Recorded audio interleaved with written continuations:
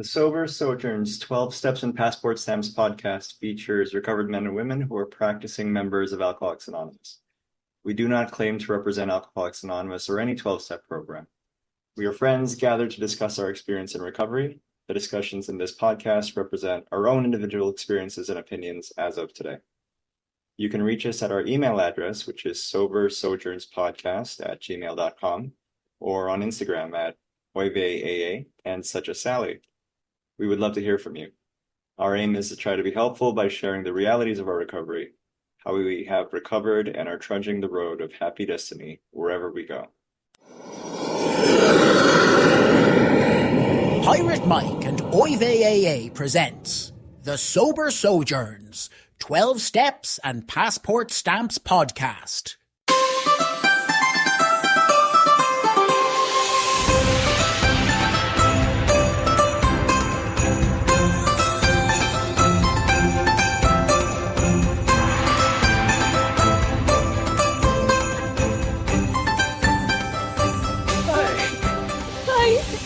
I'm going to continue to laugh every time because I don't expect you to say yalla.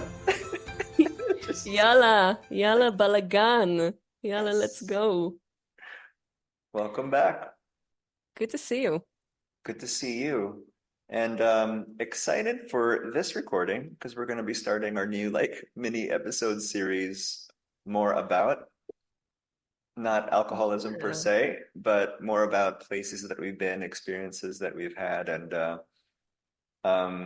so yeah, today we're going to be talking about Rome, more about Rome, which I'm very Yes. interested in since it's already been featured a couple times in previous discussions. So how did you get to Rome? Oh man, first of all, this is such a great thing that we're trying to do. I feel like it comes from the need to diversify, and also maybe our laziness as to not speaking for an hour and a half and then me editing it. So we're gonna try and keep it short. Our laziness. Yeah, our laziness. Our laziness, which is my laziness. No, this is great. So yeah, I guess that this again kind of stems from more about alcoholism. That's the pun, right? And I think that there are specific spots and topics that well, Mike, you refer to it as like OyveyAA flexes, I think, or something like that.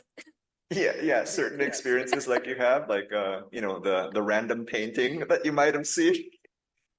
Oh yeah, the Sistine Chapel. I don't know how heavily this is going to be featured in this episode. No, because as you said, there are experiences, travel experiences that we both had that we don't really touch on or don't really know how to touch on a full-length episode. So this is it. I'm excited for Rome. I am prepared, as always. I have my little notes here that I'm gonna forget all about in 5 minutes. Yeah, the spirit will take you where it wants to go. Yes, the baby Jesus spirit. I mean, we're talking about Rome, so there's gonna be a lot of Christianity featured. Um, no, Rome. Got it. Where do I start, Pirate Mike? Where to start with this? What was the reason, I guess, for getting to Rome and then first impressions when you got there?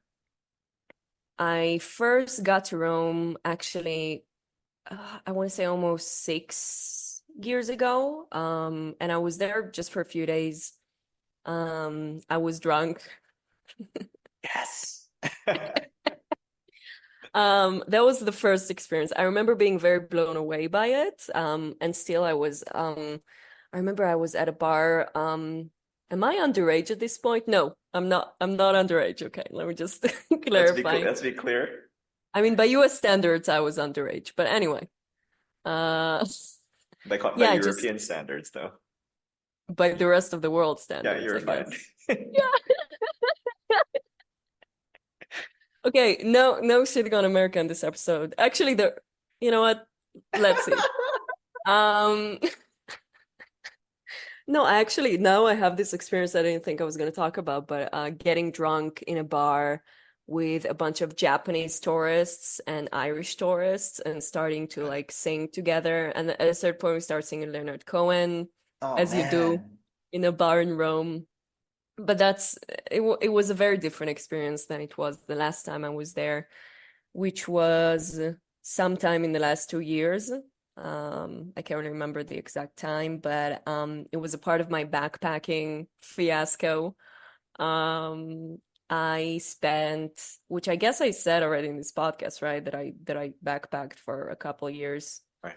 Um, so Rome came right after Switzerland.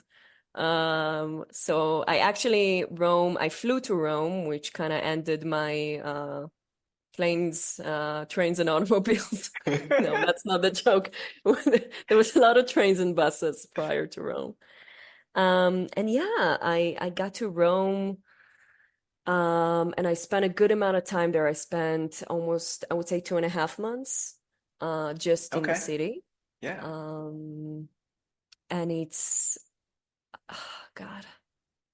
So in preparation of this, I got a chance to look back at some photos and some journals Hmm. and stuff. Yeah. And it just brought me back to that time and how beautifully romantic that city is.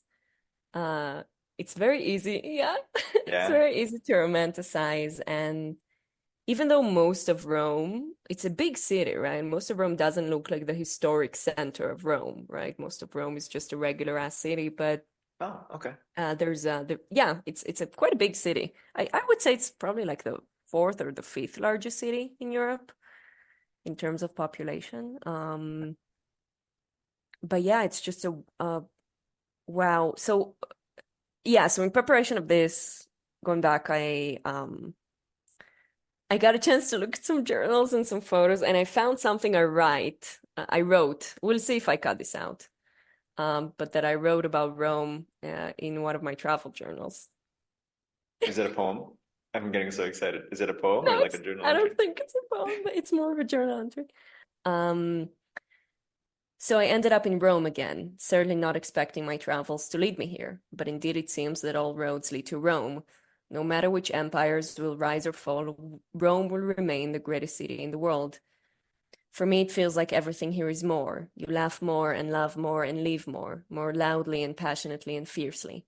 Happiness is certainly a byproduct of your actions and the commitment to one's individual path, but carbonara in the eternal city surely helps.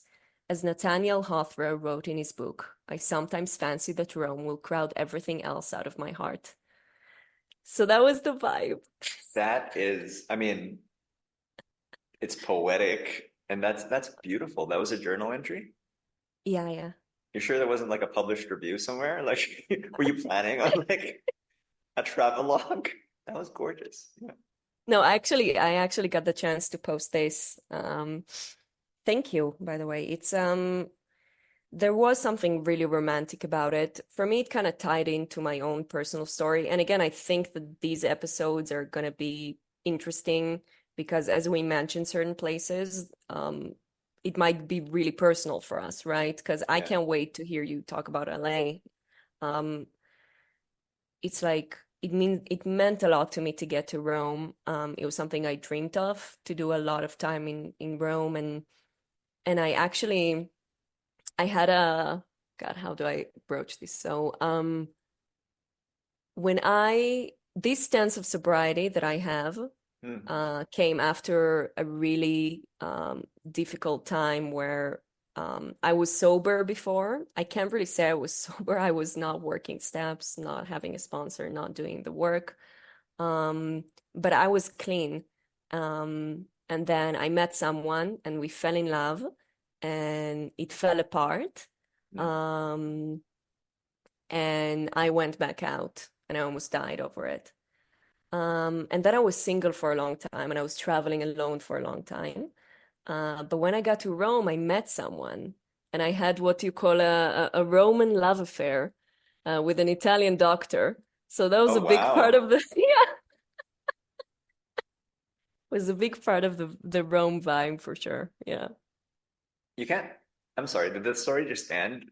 Like, what is, you just stopped at mid-movie. I feel like there needs to be more about you're shortchanging everything, but it's your prerogative. Oh man. No, it was great. It was it was funny because he was an Italian doctor. And his English wasn't great, and my Italian was quite lacking. So I couldn't. I'm just like, but you spoke the language of love, and then that's what you got from. Honestly, you say it as a joke, but I told him, listen, talk to me in Italian. It doesn't matter that I don't understand. Just talk to me in Italian. It's fine. And yeah, that was actually it was actually spot on. Yeah. So it was just a part of the vibe for me to I think a part of my journey was I backpacked alone for a long time.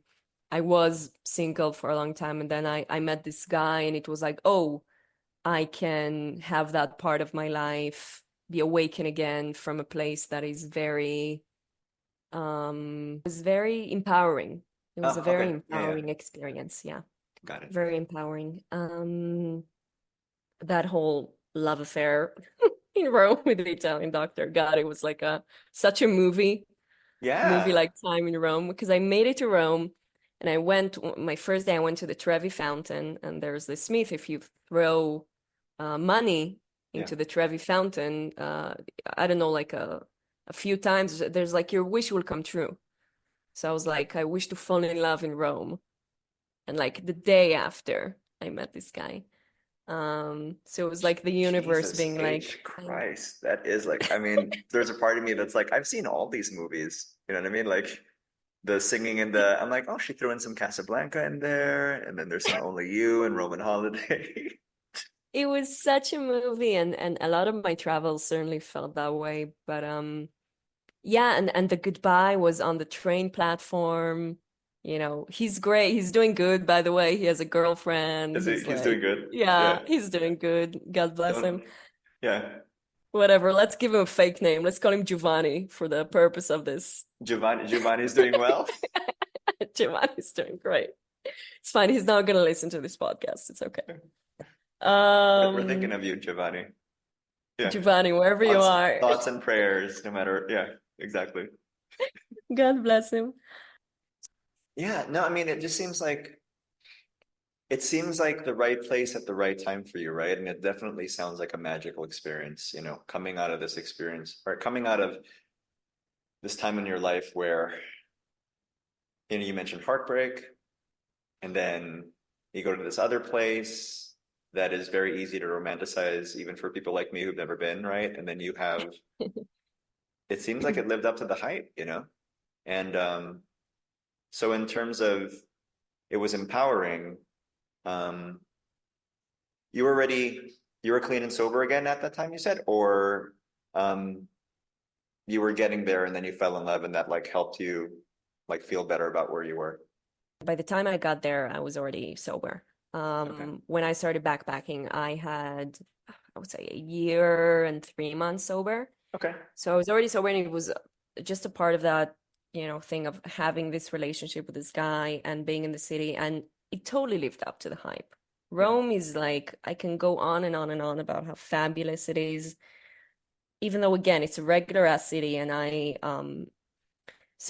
when I was there, I stayed in two places. I stayed someplace quite outside the historical district, and then I stayed for a Okay. while really close to St. Peter's Basilica, which is the Vatican. Yeah. So it was like 15-minute walk to the Vatican, and that was nice. Um, yeah, it's a vibe. What was it like? What was it like being a sober person? I don't know if you considered yourself a recovered person at that point, but yeah, what was that Mm. experience like? Meetings, fellowship. Did you have a meeting Oh, did you have a meeting at the Vatican? I don't think there's AA in the Vatican. I think they have their spirituality down at the Vatican. I think they're Oof. good. They have it. Yeah, they don't need any outside Um, input. Yeah. no, I think they're good. I think they have, yeah. They don't need Bill Wilson to come and tell them. Anyway, Hmm.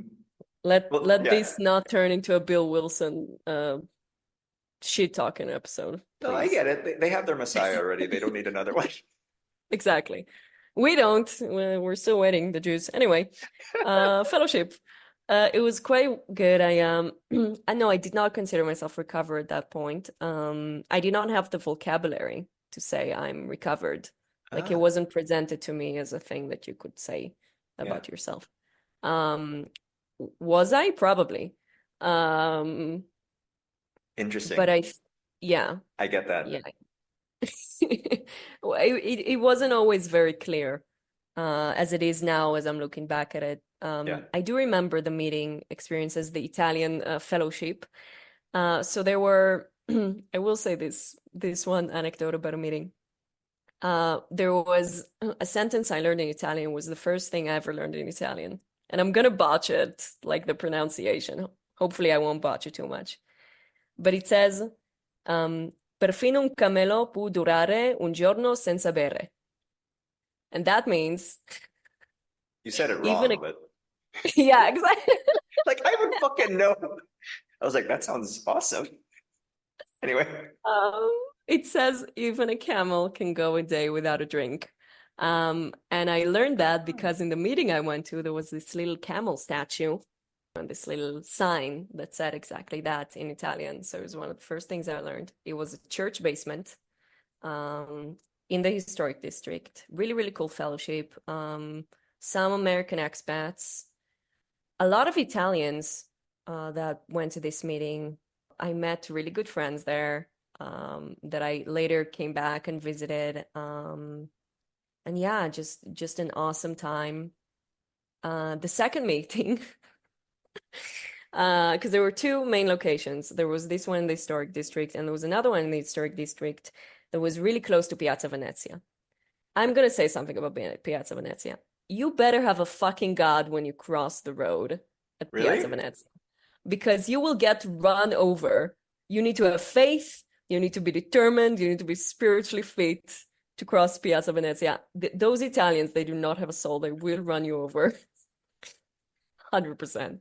100%. Okay. I go back to what you were saying when you were in the States and you were like, you're on this bicycle and you're like, but this isn't like I'm in Rome with the teeny tiny cars. Teeny tiny car. I But mean, the teeny tiny cars will kill you. they are determined to do so. Italian driving, I could do a whole episode about that, but every time I crossed Piazza Venezia, I was like, Jesus fucking Christ. I better be prepared. It's not far from the Spanish Steps. The Spanish Steps are like 15 minutes away. Yeah. Also, don't try and sit on the Spanish Steps. They will tell you to get up and scream at you in Italian, the local law enforcement or whatever. The That sitting happens to police. you a lot. So you have so far we have two stories of people. Maybe that's another mini episode. There's you getting screamed at for taking a picture next to the American flag, and then there's I you keep getting yelled at the Spanish Steps. I keep getting screamed at foreign languages. It seems to be yeah, you're right. It seems to be a thing. Yeah, I mean, they're beautiful. It's very, very pretty.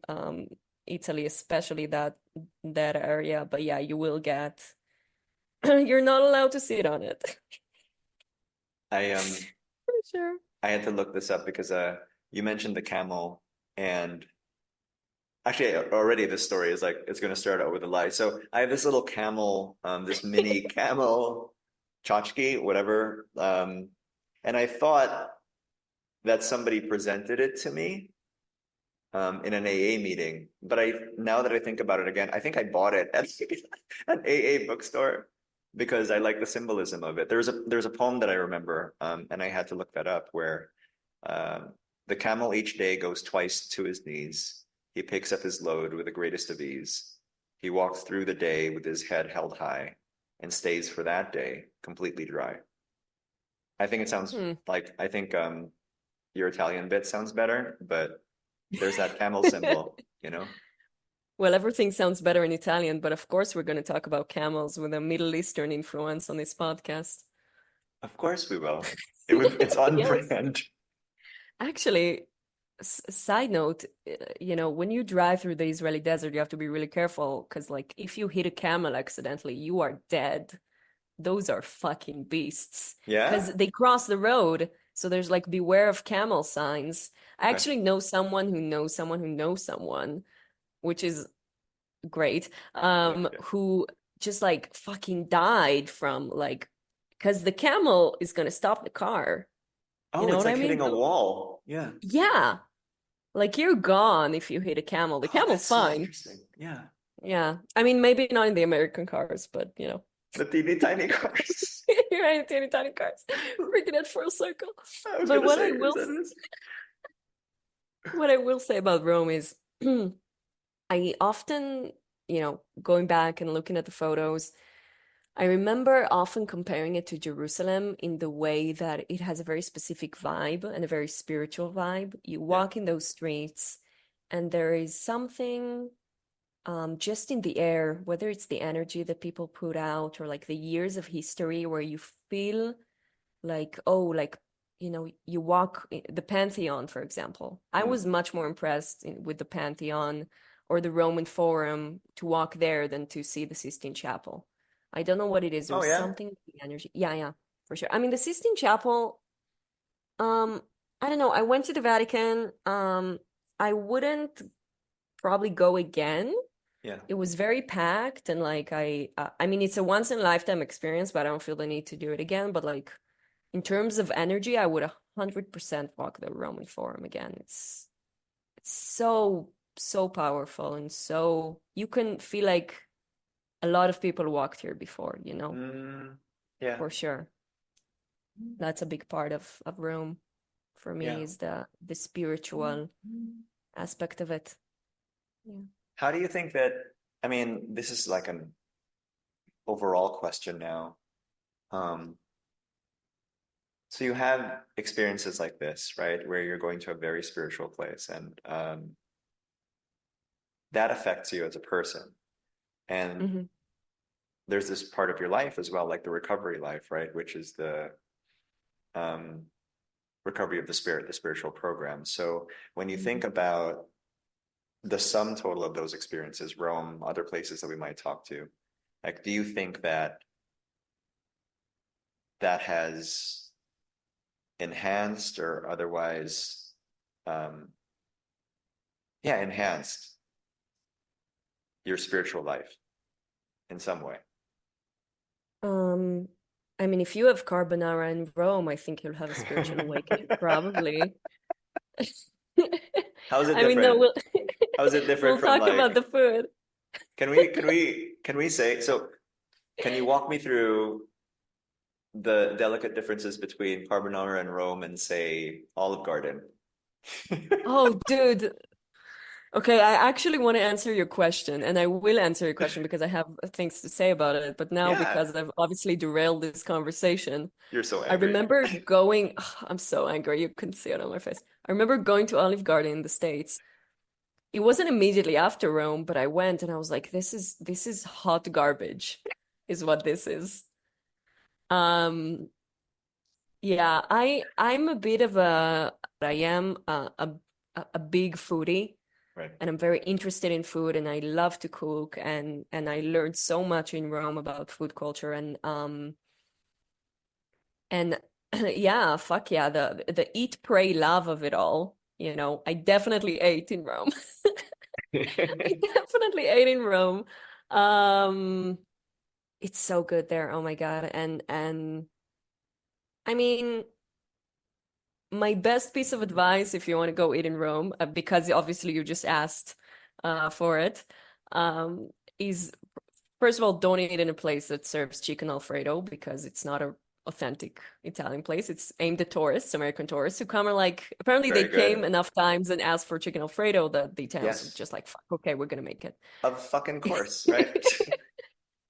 We might as well have the golden arches there with like chicken Alfredo. Listen, we can't go a full episode apparently, or even a mini episode without cheating on the States. I'll just So stop. Well, it's not. It's McDonald's, which is a global brand, so I'm not shitting on any particular country. Anyway, so no chicken you tell Alfredo. yourself what you need to sleep at night. Yeah, I mean, for me, the big thing about food there was, first of all, was the self-exploration, so it was really walking through alleyways, finding the spots that had the authentic, menu with the four courses. Right. And then it needed to be affordable, and I did. I mean, I did have pasta every day. I'm not gonna lie. There were points where I was like, I need a salad. Uh, no, but the thing is about Italians and pasta though, you have to remember it's really small portions. Mm. It's not like store-bought pasta like we know it. It's like really fresh ingredients and people walk a lot in Rome. So it's like I Oh didn't feel yeah. like I gained too much weight there Yeah, yeah, yeah. from eating pasta every day. Yeah. There's a great pizza place if anyone wants to DM me for the great pizza place next to the not far away from the AA meeting in Rome. Oh, I'll was give you that the address. was that where the meeting after the meeting was? Yeah. The best, you know what? The best meeting after the meeting award goes to the Rome Fellowship That's for what I for was. going to the best pizza place in Italy. And you know, some may argue that it's Napoli, but I have been to Napoli. I've tried the pizza. That Rome meeting after the meeting pizza, that pie is takes the cake for sure. I mean, that's the stuff that I want to hear. You know, because you get used to there's the, you know, the diner greasy spoon kind of like experience, like the Denny's and below experience of the meeting after the meeting, which I appreciated because it's not something I grew up with, right? But then this is what I expected. So it's like we're gonna have a meeting and then afterwards we're gonna go someplace that probably should be on TV or something. I've never thought of it like this, but it really was. The first time I had that slice of pizza, I cried. Like I'm not gonna lie, I'm that Wow. much attached to like food and Wow. smells, and I'm just that person. So I just like not like weeping, but I shattered because it was the best thing I ever had in my life. Yeah. And then you go and you have gelato in that other place. Hit me up for gelato place for the meeting after the meeting in Rome. It was a dream time. It was one of the best times I've ever had in my life. You know, more to come. And I think going back to the question you asked me, it did change me as a person. Whether that was, you know, the walking those streets, having that journey, having that spirituality, Yeah. and you know, one of the actual stories that are coming up for me right now as an experience that deeply changed me was a nun story. I have a nun Oh, story. let's go. Let's go with the nuns. God, I almost forgot. I'm so glad I remembered because again, the big experience for me when traveling that impacted my spirituality was not so much the place I went to, but it was the fact that I went and I did this thing alone and I was terrified and I didn't know where I was going to stay and I had to find my own higher power within like a city alone, not knowing anyone, right? Yeah. Within the walls of Rome. God, I'm going to throw up. But no, it's true. Within the walls of, I mean, Yeah. I'm not gonna judge you for lapsing into like poetry during this episode. I feel it's apropos. I am a hopeless romantic. I really am. I'm a hopeless romantic, and Rome is a romantic city. It just is. It's just a city that brings that out of you. Mm. Um, there's something about the people and the culture and the language, and the history. And again, I always compare it to Jerusalem because Jerusalem has the same thing. Both share the fact that they'll never have a a proper metro because you can't dig without finding something of value there. I actually Yeah. did wonder about that when you were saying, you know, you compared it to Jerusalem because in perspectives, right? So growing up in Israel, you're a lot closer to Rome, like that part of the world, than I Mhm. am. And so when I think about Rome and view it, I mean it's been strictly through media. And this is even with a Yeah. lens of somebody who's um living in the Philippines but with American heart, you know what I mean? So Yeah. I wonder whether like there wasn't as much of say like a culture shock for you. I wonder whether there's Mm. definitely, I think, less difference between the culture that you stepped into in Rome, right, versus like your home culture, versus like if I was going to go there, where I would be some form of like the ugly American tourist, right? Except I don't look exactly like it, but probably with those eyes. You know what I mean? Like, does that make sense? I think I understand. Yeah. I would also say that Italians remind me very much of the culture in Israel, the Italians and Israelis. The whole of the Mediterranean, very similar Mm. people, I would say. So you have, Greece and Turkey and Yeah. Okay. Italy. I think very similar, very passionate people. Yeah. I mean, every culture is centered around food, but I think particularly centered around food. And I keep talking about food, but it is, I think, almost a spiritual thing. Yeah. Um, in a way, I don't know, that might make zero sense to people, but it does to me. I think that people might imagine me like 300 pounds or something. Whatever is heavier, whatever is heavy in pounds. Yeah. Because I talk about food so fucking much. I was gonna say, did you just have to try to, did you just convert? You're like, did you just try to do I the don't know conversion how to between convert kilos it. and pounds? Yeah. No, I think that there might be a specific like sub pop, that's going to think that. But for other people, you mentioned carbs, but then people walking around, it's kind of like here, the amount of rice that the average person consumes because of climate, because of lifestyle, because of probably just the state of food, um, I find someone's, okay, so my experience is like here, obesity has only become a problem when people started eating more of like the processed shit that comes from not from here. But before Yes. Oh my then, God. I didn't really Yes. see that as much, certainly not in the, because I can step outside right now and like you were talking about the mamoncinos, right? Which is not Italian, but like the rambutan. And It's a fruit, by the way, it's a to fruit. anyone who It's an wants. awesome Yeah. fruit. And it's like I'll walk outside of the building right now and plant a tree and then start to nurture it and it'll just grow. And that's not something Yeah. that was an experience that I had in the States, right? Where you could just like, let's just plant something and grow. So, but going back to you 100%. reminded me of like my first couple years in Boston because I was in college, I got lumped into with the international kids. And so I had some friends who and it's probably because of those commonalities in culture that you talk about. So it was like the Turkish kids hanging out with the Moroccan kids, hanging out with like, Yeah. right, the Israeli kids, Yeah. and Yeah. then and and and I just was tagging along because we were part of like the international students group.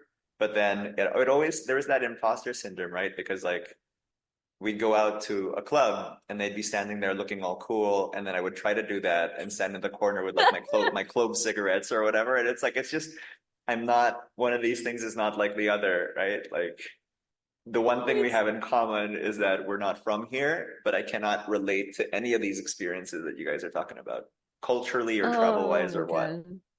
It's so funny that you mentioned it. It's like the too cool for school Mediterranean vibe. It It's fake. is. It's It not is. it's not real.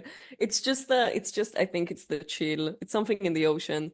Is It that doesn't what have it any is? waves in it, you know? Yeah. Plus, I was like I think 18 or 19, and I don't know how old they were, but they all looked like they all acted as if I was like, "Are you guys all like 30?" 'Cause- probably all it's probably all that trauma or something. If Yikes. we're talking about that part of the world. Maybe. But yeah, I mean, you mentioned the thing, like I need to remember mentioning like talking about this because it's so interesting, like the effect of like fast food on certain Hmm. countries. We have it here in the tropics. I live in Central America, and we have the same thing of like the food culture is just kind of taking over the local food culture. And I just wanted to kind of touch on that next time when we do a Central America slash Philippines episode. Yeah. Or the That's processed food super episode. interesting. Process for this episode coming right up after more about hummus, which is an actual episode. It More is. about hummus is gonna drop at some point. I cannot wait. And actually, that's the thing. So, mental note for episodes to come, find ways to antagonize slash inspire you because of your love for food. So yeah, we'll I have a lot to say about the more about hummus episode. It's gonna be a full length episode, but we'll touch on it. We'll touch on No, it. I just oh, should I tell the nun story? because Shit. that's a We very never. spiritual story. Yes, please. We never take the nun story.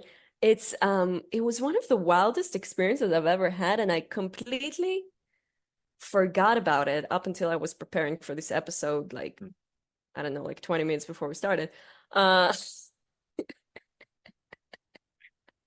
Very professional. We are very professional. it's a professional platform here, but so I was living in not in the historic center, quite far off. It would take me a long time to get to the historic center because it was just cheaper. And I was getting groceries, and I got out of the grocery store, the little teeny tiny European grocery store. Hmm. Uh, and then I saw this nun, and she was loading like huge amounts of like milk and eggs into the trunk of her car. Um, Actually, she was Filipino, by the way. Oh, And okay. all the other nuns Like the I same. met after that, yeah, were Filipino, which is part of the story. But she, I was helping her out, and she was very confused by me, and I was confused by her being confused. And she was like, "Oh, like, who are you? Like, what are you doing here?" Da, da. And she thought I was Ukrainian because I guess everything about me and my appearance told her that. Uh, So strange. Irish and then now Ukrainian. I get white people. Yeah, that's what you get. That's what you Yeah, get. more about are Jewish people white in the next episode. But just to piece people further. But I was helping her out, and I told her, "No, I'm from Israel. I'm backpacking." And we exchanged numbers. And a few days later, I get this text from sister. God, I can't remember her name now. Maria I Clara, feel something bad. like that. Some something like that. And she told me, I mentioned to the other nuns in the covenant that I met you, and I wanted to invite you to our covenant. What? I'm I am an Israeli girl backpacking. I don't know what they do to nice Jewish girls at the covenant. I was like, I don't know what to do with this invitation. Like, what will happen to me? What do you want from me? I was a bit hesitant. But then I was like, well, it's a church. Like, I don't think bad things don't happen at churches, right? You'll spontaneously combust as soon as you Yeah, cross the like I don't know what threshold. will happen to me. But I went because I was like, this is gonna be an experience. So I met with her, and I met with all the nuns. We had like this breakfast together, and I met the Mother Superior, and we talked. It was a really interesting conversation because they spoke, I believe they spoke Tagalog and Italian. Oh, And oh, again, my Italian was not great. So we somehow communicated. Then one of them spoke English, so it was easier. But they took me through the grounds. They showed me the school. They showed me all the history. They explained it to me. They all took pictures with me.